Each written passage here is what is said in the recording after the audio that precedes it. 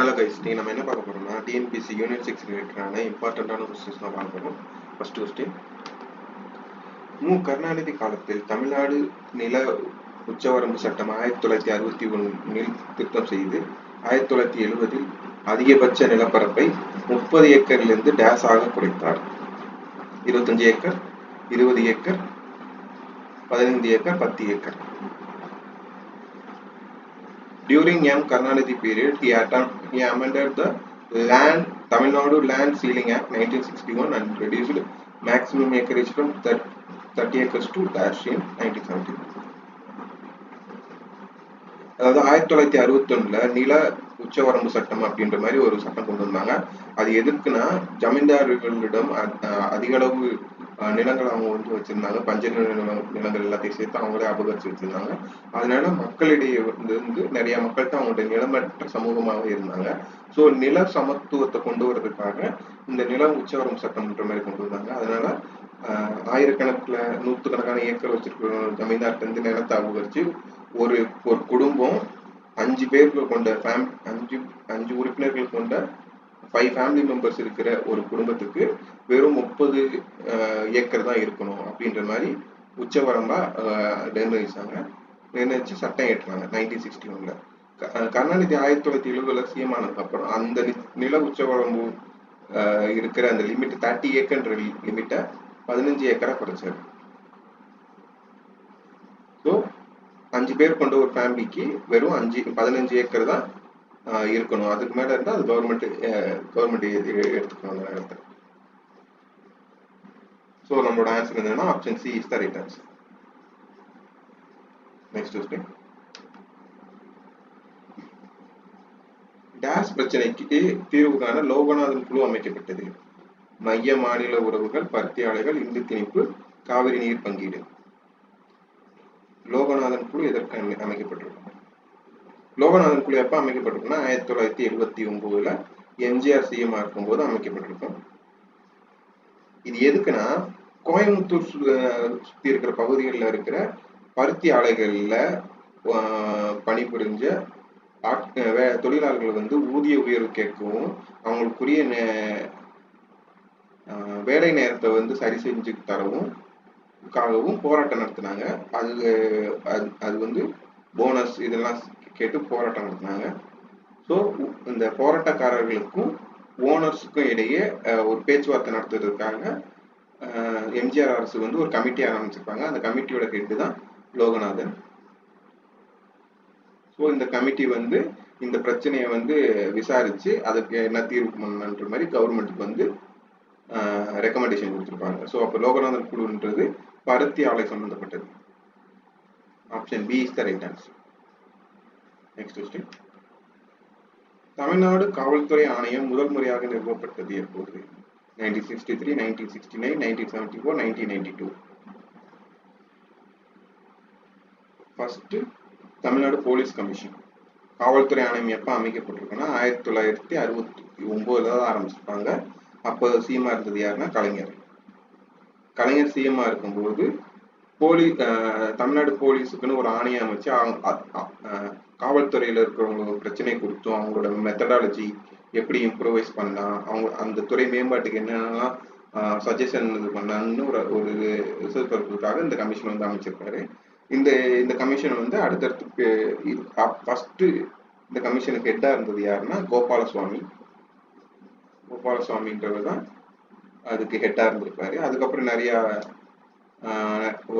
Commission அமைக்கப்பட்டிருக்கும். Second commission எப்போ வந்திருக்குன்னா 1989, தேர்ட் கமிஷன் வந்து 2006, ஃபோர்த் கமிஷன் வந்து இப்போ ரீசெண்டா 2022 அமைச்சிருப்பாங்க.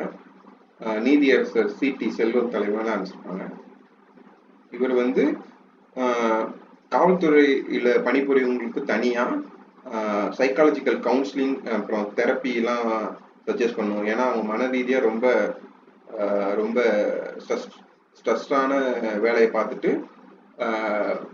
கொஞ்சம் மனதளவில் கொஞ்சம் வீக்கா இருக்கிறவங்களுக்கு கவுன்சிலிங் தெரப்பி வேணுன்ற மாதிரி இந்த குழு கடைசி அமைச்ச கமிஷன் வந்து சஜஸ்ட் பண்ணிப்பாங்க.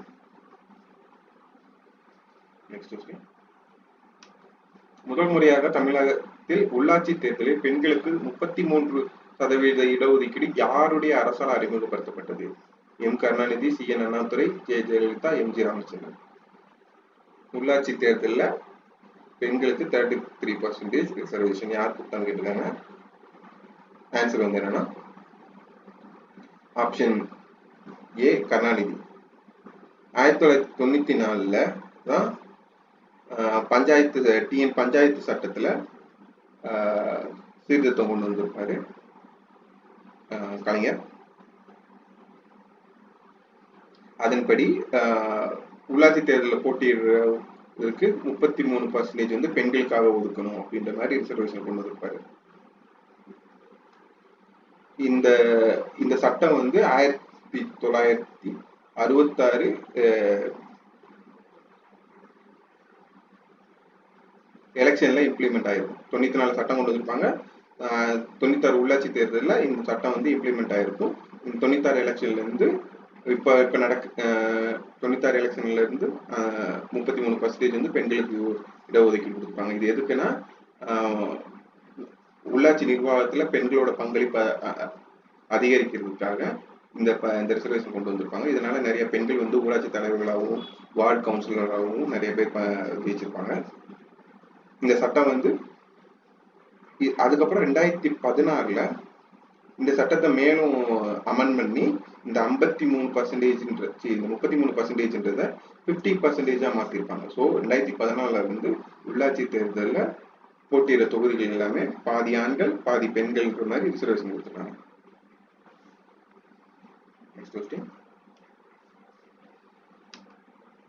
கன்னியாகுமரியில் உள்ள திருவள்ளுவர் சிலை குறித்து பின்வருவனவற்றில் எது தவறானது?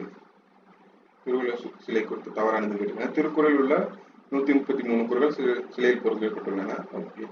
சிலையில் மொத்த உயரம் 133 அடி. இந்த சிலை கர்நாடக காலத்தில் திறக்கப்பட்டது. மணிநகப்பா சிலையின் சிற்பி. இதுல எதுவும் சரிங்க கேட்டாங்க. திருக்குறள் உள்ள 133 குறள்கள் சிலையில் பொருத்தப்பட்டுள்ளன. சரி. ஆமா, ஒவ்வொரு 333 அதிகாரத்திலையும் ஒரு சிறந்த குறளை எடுத்து அந்த சிலையில செதுக்கியிருப்பாங்க. அப்புறம் சிலையின் மொத்த உயரம் 133 அடி. இதுவும் சரிதான். அதாவது பீடம் வந்து 38 அடி. அப்புறம் சிலை வந்து 95 அடி. அதாவது 38ன்றது அறத்துப்பால்ல இருக்கிற அதிகாரத்தை குறிக்கும். 95ன்றது பொருட்பால் மற்றும் இன்பத்துப்பால்ல இருக்கிற அதிகாரங்களோட எண்ணிக்கையை குறிக்கிறதுக்காக இந்த மெஷர்மெண்ட்ல கட்டியிருப்பாங்க. இது மொத்தம் அந்த சிலையோட மொத்த எடை வந்து 7000 டன்னு. இது இந்த சிலை கருணாநிதி காலத்தில் திறக்கப்பட்டது. இதுவும் சரிதான். திருவள்ளுவர் சிலை வந்து 1990 வேலையை ஆரம்பிச்சிருப்பாங்க. 1999 வரைக்கும் இந்த கட்டுமான வேலைகள் நடந்திருக்கும். எப்போ ஓப்பன் பண்ணியிருப்பாங்கன்னா 1/1/2000 கருணாநிதி அவர்களால் இந்த சிலை வந்து கன்னியாகுமரியில் திறந்து வைக்கப்பட்டிருக்கும். சிலையின் சிற்பி மணிநாகப்பா. இது தவறு. திருவள்ளுவர் சிலை செஞ்ச சிற்பியோட பேர் என்னன்னா கணபதி ஸ்தபதி.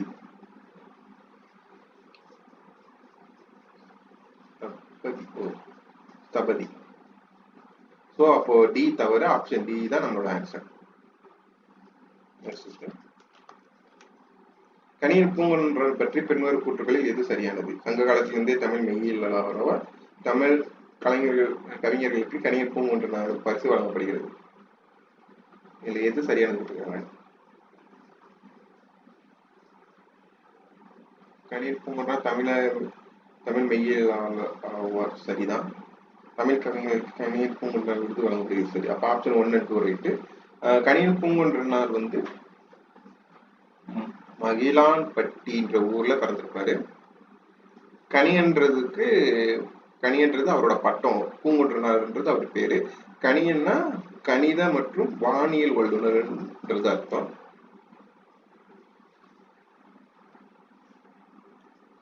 இவர் பாடல் வந்து இவர் எழுதிய பாடல் வந்து புறநானூற்றிலையும் நற்றிணையிலையும் இடம்பெற்றிருக்கும்.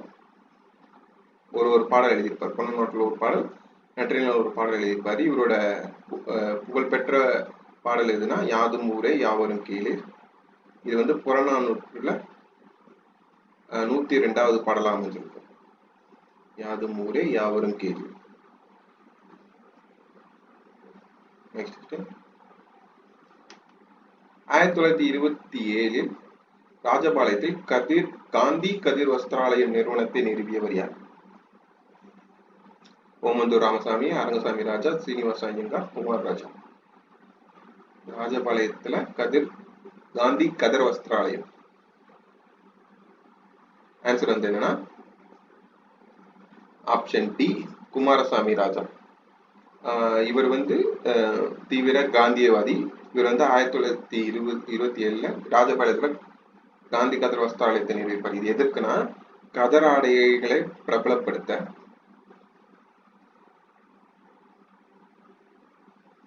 அப்புறம் சுதேசி இயக்கத்தை ஆதரிக்க. சுதேசி இயக்கத்தை ஆதரிக்கிறதுக்காக அங்க இருக்கிற ராஜபாளையத்துல இருக்கிற ஸ்பின்னிங் மில் எல்லாம் ஃபேமஸ். அதனால அங்க இருக்கிற வியாபாரிகள் எல்லாத்தையும் அழைச்சி நம்ம கதரை வந்து முன்னிலைப்படுத்தணும். வெளிநாட்டு துணிகள் எல்லாம் நம்ம இங்க உற்பத்தி பண்ணக்கூடாது, அதை விற்கவும் கூடாதுன்னு சொல்லி கதர ஆடைகளுக்கு வந்து இம்பார்ட்டன்ஸ் கொடுத்து அதுக்காக ஒரு நிறுவனத்தை ஆரம்பிச்சிருப்பாரு, காந்தி கதிர் வஸ்திராலயத்தை. இவர் வந்து 1949 இருந்து 1952 வரைக்கும் தமிழ்நாடு சிஎம் இருந்திருக்காரு காங்கிரஸ்க்காக. இவர் வந்து தென்னகத்து காந்தியோட கொள்கைகளை நிறைய பரப்புனதுக்காக இவருக்கு வந்து தென்னகத்து காந்தின்ற ஒரு பட்டம் கொடுத்துருக்காங்க. அது எல்லாருமே அப்புறம் 1954 இருந்து 56 வரைக்கும் ஒரிசாவோட ஆளுநராக இருந்திருக்காரு.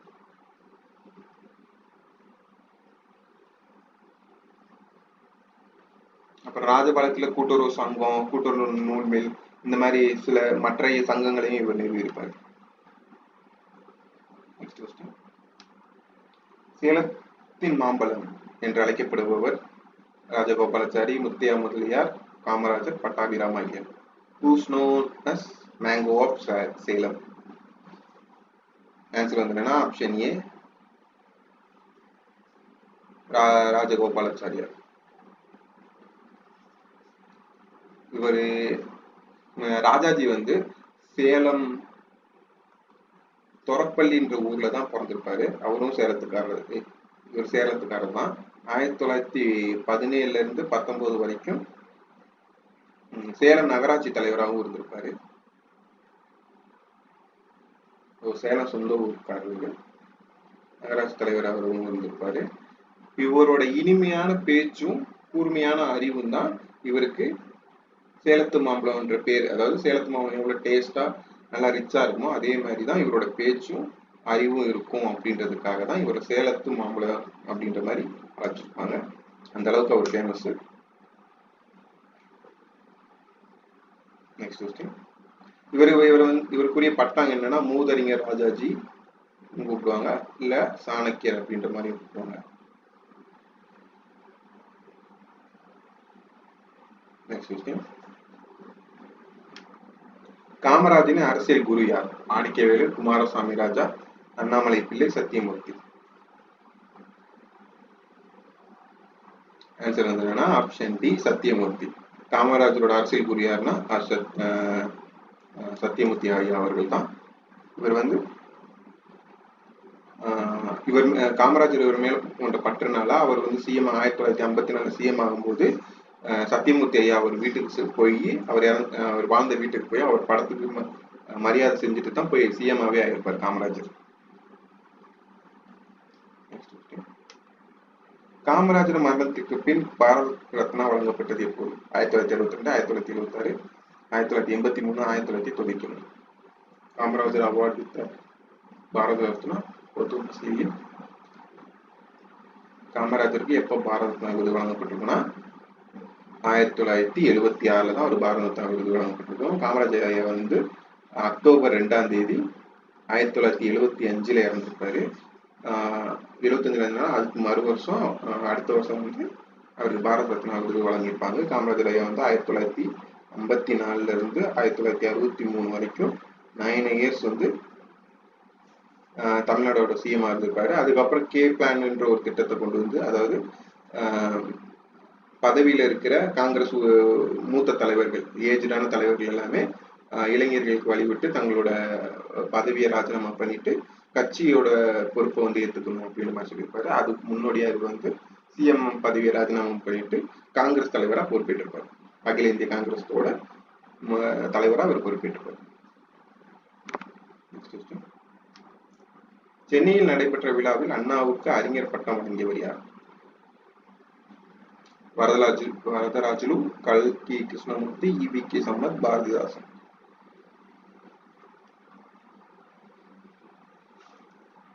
ஆன்சர் வந்து என்னன்னா ஆப்ஷன் டி, பாரதிதாசன்.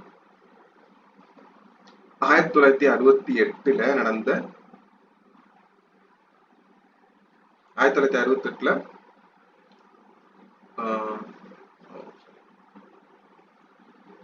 ஓகே சென்னையில் நடைபெற்ற அண்ணாவுக்கு அறிஞர் பட்டம் வழங்கியது பாரதிதாசன். சி.என். அண்ணாதுரை பற்றி பின்வரும் கூற்றுகளில் எது சரியானது? சாதியிலேயே திருமணம் செய்து கொள்ளும் தம்பதிகளுக்கு வழங்கும் தங்கப்பதக்கம் வழங்கும் திட்டத்தை அறிமுகப்படுத்தினார். 1968 ஆண்டு 2ஆம் உலக தமிழ் மாநாடு இவரால் நடத்தப்பட்டது. 2 கூற்றுல எது கரெக்டுன்னு கேட்டிருக்காங்க. சாதியிலேயே தம்பதிகளுக்கு தங்கப்பதக்கம் வழங்கும் திட்டத்தை அறிமுகப்படுத்தினார், இது சரிதான். 1968 ஆண்டு நடந்த உலக தமிழ் மாநாடு இவரால் நடத்தப்பட்டது, இதுவும் சரிதான். அண்ணா 67 இருந்து 69 வரைக்கும் சிஎம் இருந்திருப்பாரு. ஸோ 68 சென்னையில 2வது உலக தமிழ் மாநாடு கண்டக்ட் பண்ணியிருப்பாரு. ஸோ இந்த 2 கூற்று சரி. Option B is the right answer. Next question. Namakkal கவிஞர் பற்றி பின்பற்றும் கூற்றில் எது சரியானது? இவர் இந்திய அரசிடமிருந்து 1971 ஆண்டு பத்மபூஷன் விருதை பெற்றார். 1930 ஆங்கில அரசுக்கு எதிராக உப்பு சத்தியாகிரகத்தில் கலந்து கொண்டு ஓராண்டு சிறை தண்டனை பெற்றார்.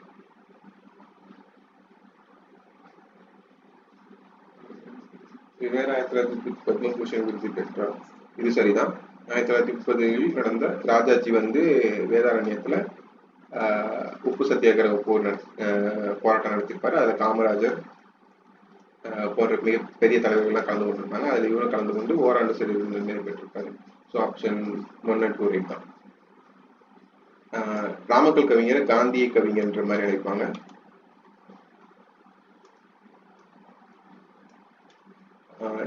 தமிழகத்தோட முதல் அரசவை கலைஞர் இவர் தான்.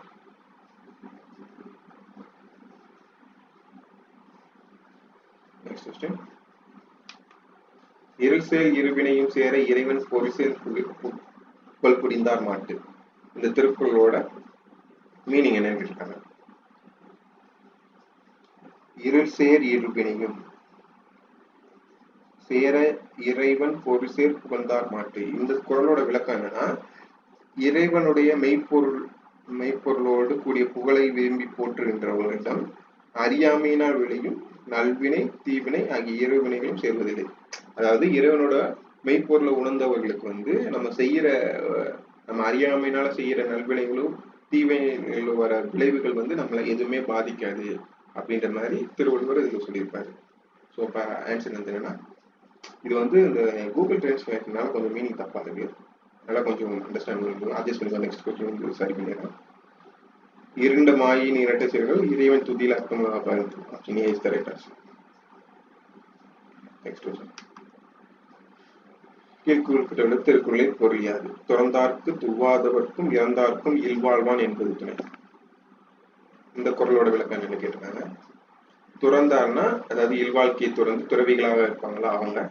துவாதவர்களுக்குன்னா வறுமையினால் உணவு கிடைக்காம இருப்பாங்கல்ல, யாசகம் பெற்றுக்கிட்டு இருப்பாங்கல்ல, வறுமையினால் வாடுபவர்கள துவாதவர் அப்படின்னு நம்ம சொல்லுவாங்க. இறந்தார்னா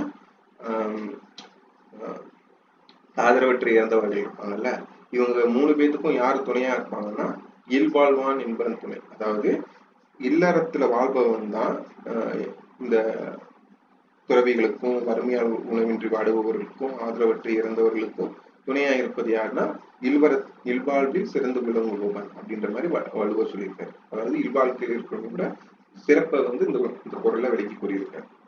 ஸோ ஆன்சர் வந்து option C is the right answer. Option C is the right answer. Next question. கீழே குறிப்பிடப்பட்ட திருக்குறளின் பொருள் அது. தற்காத்து தற்கொண்டார் பேணி தகை சான்ற சொற்காத்து சோற்றில் பெண். இந்த குறளோட விளக்கம் எழுதியிருக்காங்க. தற்காத்து தற்கொண்டார் பேணி தகை சார்ந்த செற்காத்து சோற்றில் பெண். அதாவது கற்பு நெறியில தன்னை காத்து கொண்டும் தன் கணவனை அன்போடு பேணியும் குடும்ப புகழ பேணி காத்து கடமை செய்வதில் சோர்வடையாதவளே சிறந்த பெண் என்ற மாதிரி வள்ளுவர் கூறியிருக்காரு. அதாவது ஒரு சிறந்த பெண் யார் என்பதற்கு வள்ளுவர் என்ன விளக்கம் சொல்லியிருக்காருன்னா, அவ தன்னோட கற்பு வரியை காத்து நிற்கணும், கணவரை அன்போடு பேணி காக்கணும், குடும்ப புகழ பாதுகாத்து கடமை செய்வதில் சோர்வடையாம இருக்கணும், அவள் தான் சிறந்த பெண் என்ற மாதிரி வள்ளுவர் சொல்லியிருக்காரு. ஸோ ஆன்சர் வந்து என்னன்னா option D is the right answer.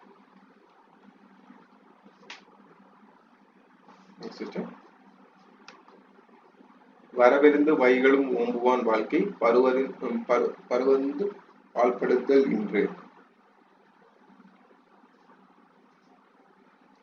வரவிருந்து வைகளும் ஓம்புவான் வாழ்க்கை பருவந்து பால்படுதல் இன்று. இந்த பொருளோட விளக்கம் என்னன்னா, தம்மை தேடி வரும் விருந்தினரை வந்து உபசரிப்பவனோட வாழ்க்கை வந்து ஒருபோதும் பொருள் இல்லாம அழியாது. வரவிருந்து வைகளும் ஓம்புவான். வைகள் வரவிருந்து வருவனா தன்னை தேடி வர்ற விருந்தினரை ஓம்புவான், பால் உபசரிப்புவான். ஓம்புவானா உபசரிப்பவனோட வாழ்க்கை பருவறிந்து பால்விடாது, அதாவது பொருள் இல்லாமல் துன்புற்று அழியாது அப்படின்ற மாதிரி விருந்தோம்பலோட சிறந்த பண்பை வள்ளுவர் இந்த பொருள்ல விளக்கியிருக்காரு.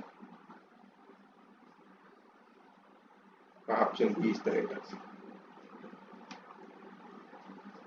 செய்யாமல் செய்த உதவிக்கு வையகமும் வானகமும் ஆற்றல் அறிவு. இந்த குறளோட விளக்கம் பண்ணியிருக்காங்க. செய்யாமல் செய்த உதவி, அதாவது ஒருத்தருக்கு வந்து பயனை எதிர்பார்த்து செய்யாத உதவி, அதாவது ஒருத்தருக்கு நம்ம உதவி செஞ்சா அவரால் நமக்கு பலன் கிடைக்கும் அப்படின்னு அந்த பலனை எதிர்பாராம தக்க சமயத்துல நம்ம ஒருத்தர் செய்யற உதவி வந்து உதவிக்கு நிகரா இந்த வையகம், அதாவது இந்த உலகத்தையும் வானத்தையும் ஈடா கொடுத்தாலும் அந்த உதவிக்கு இணையாகாது அப்படின்ற மாதிரி வள்ளுவர் கூறியிருக்காரு. அதாவது பலனை எதிர்பார்த்தாலும் செய்த உதவின்றது இந்த பூமியும் வானத்தை விட மிக பெரியது அப்படின்ற மாதிரி உதவி செய்த பண்பை வள்ளுவர் இந்த பொருள்ல விளக்கி கூறியிருக்காரு. ஸோ அப்ப ஆன்சர் என்னன்னா option D is the right answer. Next குறள். ஊருணி நீர் நிறைந்தற்ற உலகம் பேரறிவாளன் சிறு. இந்த குறளோட விளக்கம் கேட்டிருக்காங்க. ஊருணி நீர் நிறைந்தற்ற உலகம் பேரறிவாளன் சிறு. அதாவது மற்றவர்களுக்கு உதவும் மனப்பான்மையுடைய செல்வம் பெற்ற ஒருவனோட செல்வம் வந்து ஊருக்கு நடுவுல ஒரு ஊரணி இருந்தா எப்படி மக்கள் அனைவருக்கும் பயன்படுமோ அதே மாதிரி நல்ல அறிவுடைய உதவி செய்யும் பண்புடைய ஒரு நல்ல மனிதனோட செல்வம் வந்து மக்கள் எல்லாரும் தன்னை தேடி வர உதவி கேட்டு வர எல்லா மக்களுக்கும் பயன்படும் அப்படின்ற மாதிரி சிறப்பிச்சு கூறியிருப்பாரு வள்ளுவர். ஆன்சர் என்னன்னா